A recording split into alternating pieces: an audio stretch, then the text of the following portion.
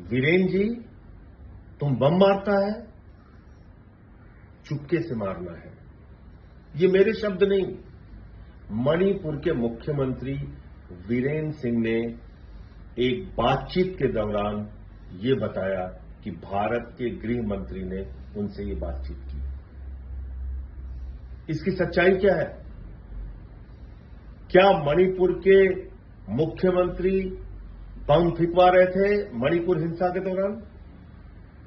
क्या मणिपुर के मुख्यमंत्री को देश के गृह मंत्री ने चुपके से बम मारने की बात कही? ये सच है या झूठ है? कैसे पता चलेगा?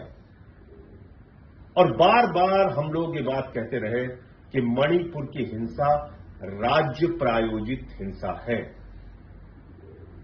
ये सरकार के द्वारा प्रायोजित हिंसा है, ये भाजपा के द्वारा प्रायोजित हिंसा है। और इसका मुख्य अभियुक्त है मणिपुर का मुख्यमंत्री वीरेन सिंह।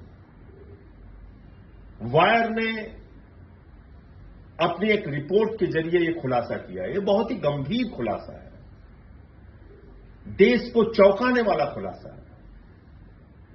और इस खुलासे में जो रिकॉर्डिंग सामने आई है मणिपुर के मुख्यमंत्री की, वो साफ तौर पे कह रहा है कि देश के गृह मंत्री अमित शाह से उनकी बातचीत हुई और उन्होंने कहा चुपके से बम मारना है।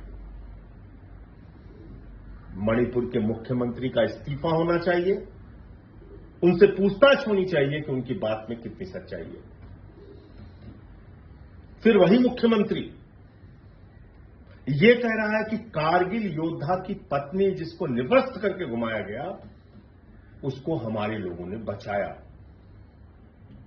और आगे वो कह रहा है कि निवस्त करके महिलाओं को घुमाने वाले दरिंदों को रिवार्ड मिलना चाहिए, उनको सजा नहीं मिलनी चाहिए। एक मुख्यमंत्री का काम क्या है?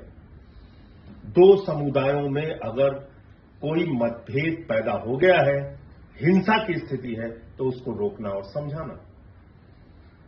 मणिपुर के मुख्यमंत्री का तीसरा ऑडियो जो है वो कहता है एक समुदाय के बारे में कि वो किस तरीके से सत्ता में और नौकरियों में हावी हो रहे हैं। इसका मतलब कि उनके ऊपर एक दोषारोपण करके उनके खिलाफ लोगों को भड़काने की कार्रवाई, ये भी मुख्यमंत्री कर रहे हैं। क्या ये सब कुछ काफी नहीं है? ये जानने और बताने के लिए कि मणिपुर की हिंसा राज्य प्रायोजित हिंसा थी, सरकार प्रायोजित हिंसा थी, बीजेपी के द्वारा प्रायोजित हिंसा थी, मुख्यमंत्री के द्वारा प्रायोजित हिंसा थी, और इसमें केंद्र सरकार का पूरा संरक्षण था। भारत के प्रधानमंत्री एक शब्द भी नहीं बोले मणिपुर की हिंसा पे, महिलाओं के साथ हो रही दरिंदगी पे एक सवाल नहीं खड़ा किया भारत के प्रधानमंत्री ने। ये तमाम ऐसे सवाल हैं जिसका जवाब सरकार से मांगना चाहिए और आवाज उठानी चाहिए।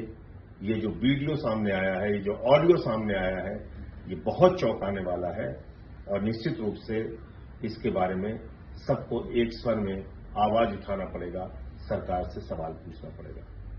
जय हिंद।